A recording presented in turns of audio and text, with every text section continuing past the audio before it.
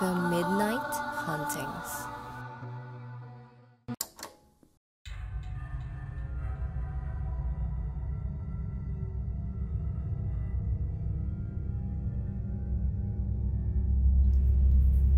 Magandang araw mga ka-midnight.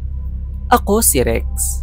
Ang kwentong ito ay ipinadala ng isa nating tagapakinig at ito ay tungkol sa isang lalaki na bumibili ng prutas sa isang misteryosong naglalako, kung saan may kakaibang mga pagpatay na nagaganap sa mga pinupuntahan nito. Ako si Tonyo at nangyari ang aking kwento ilang taon na ang lumipas. Katatapos lang magpasko nun at nasa hangin pa ang selebrasyon ng mga tao. Kakatapos pa lang ng handaan ng Noche Buena at hindi ko inaasahan na magbabago ang aking buhay. Unang gabi matapos ng Pasko ay alam mong wala na masyadong mga batang nangangaroling o kaya mga nanlilimos sa kanto. Wala nang masyadong umaaligid na hindi kakilala. Kaya naman nakakapagtaka nang biglang dumating si Mang Eric. Nagpakilala ito na maglalako ng prutas at kahina-hinala agad siya sa umpisa pa lang. Imbis kasi na sa kariton siya mag-abang ng bumibili, ay nangangatok siya sa mga bahay. Gayunpaman ay mabait siyang nagpakilala at maayos na nakikipag-usap matapos kong bumili sa kanya. Nung kinagabihan ay napaisip ako na baka may modus ito na nantitiktik ng mga bahay na nanakawan. Ngunit laking gulat ko nun na mas malala pa pala ang naganap.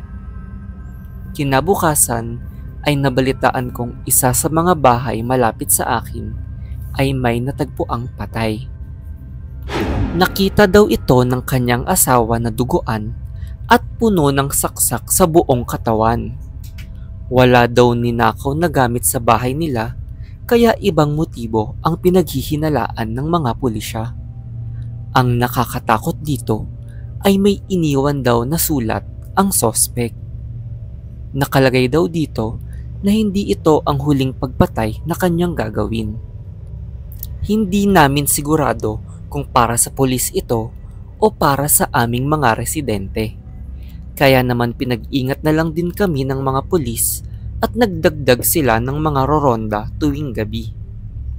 Sa mga sumunod na gabi ay naging tahimik naman at naisip naming mga residente na baka wala na ang sospek. Naisip ko na baka natakot na itong magtangka ulit dahil sa daming pulis at tanod na umiikot sa aming kalsada ng mga nakaraang gabi. Napaisip ako dahil napansin kong tila hindi din nagpakita ng ilang gabi si Mang Eric matapos ang krimen na naganap. Nasagi sa aking isip na malamang ay konektado siya dito. Aalisin ko na sana sa isip ko ang nangyari nang biglang kumatok si Mang Eric sa aking bahay. Nagbebenta siya ng prutas at tumanggi agad ako. Napatanong siya kung bakit tila maraming takot lumabas at piniliwanag kong dahil may krimeng naganap. Tumango lang ito at agad na umalis. Hindi ko inaasahan na umpisa pa lang pala ito ng aking bangungot. Natagpo ang patay ang isang babae sa gitna ng kalsada. Puno ulit ito ng saksak sa katawan at may sulat ulit na natagpuan sa katawan nito. Sinasabi sa sulat na may huli siyang bibiktimahin bago matapos ang taon. Lahat kami ay mas lalong natakot lumabas tuwing gabi. Pinipilit ng ilan sa amin na ipagpatuloy ang selebrasyon dahil sa nalalapit na bagong taon. Iilan sa aming magkakapitbahay ang nag-uusap-usap na. Nasabi naming malamang ay hindi taga sa amin ang sospek at lahat ay nabanggit na may hinala sila kay Mang Eric. Dahil nagsimula lang naman ang pagpatay, simula nang magpakita ito sa aming barangay. Kahina-hinala din ang itsura nito at ang kanyang paraan ng pagtitinda. Naawa ako kay Mang Eric at naisip na ipagtanggol siya, kaya sinabi kong mabait naman siya kausap. Sinabi ko na maayos ito makipag-usap at laging nangangamusta. Sinabihan ko silang huwag masyadong maging mapanghusga at baka may ibang sospek na umaaligid sa aming lugar. Kinabukasan ay biglang bumaliktad ang aking mundo at pinagsisihan ang aking sinabi.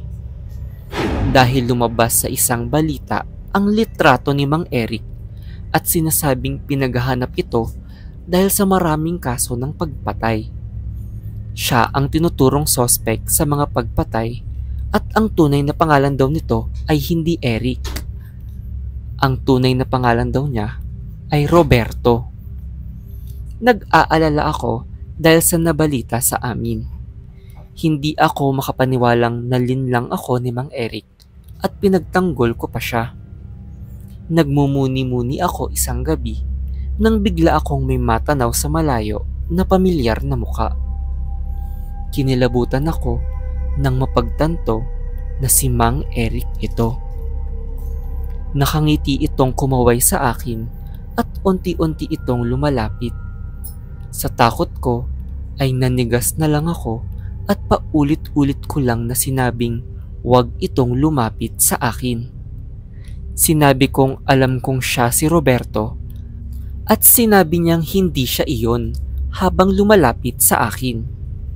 Sa takot ko ay dinukot ko ang kutsilyo sa kanyang kariton at ginamit ito pang depensa sa aking sarili.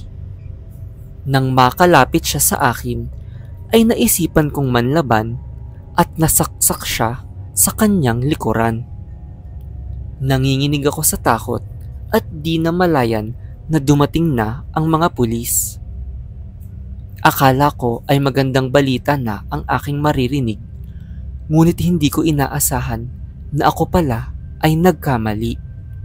Sinabi nilang nahuli na nila ang salarin at hindi si Mang Eric ito. Nagunaw ang aking mundo dahil maling tao ang aking napatay at inosente pala si Mang Eric. May kambal daw pala si Mang Eric at yun ay si Roberto. Inosente daw si Mang Eric at kakilala daw ito ng mga pulis. Nagbenta na lang ito ng prutas dahil laki sila sa kahirapan. Nakipagtulungan pa daw ito para mahuli ang kanyang masamang kambal. Hanggang ngayon ay nagsisisi pa din ako sa aking nagawa dahil totoong mabuting tao pala si Mang Eric. Nagsisi ako dahil sana pala ay hindi ako nagpalamon sa takot. Pinaliwanag naman ng mga pulis na hindi ko ito kasalanan at hindi ko naman daw alam. Ngunit hanggang ngayon ay daladala na ng aking konsensya ang pagpatay sa isang tao. Kaya wag sana muna tayo umaksyon at magpalamon sa takot. Dahil baka makasakit tayo ng mga inosenteng tao tulad ng maglalako ng prutas.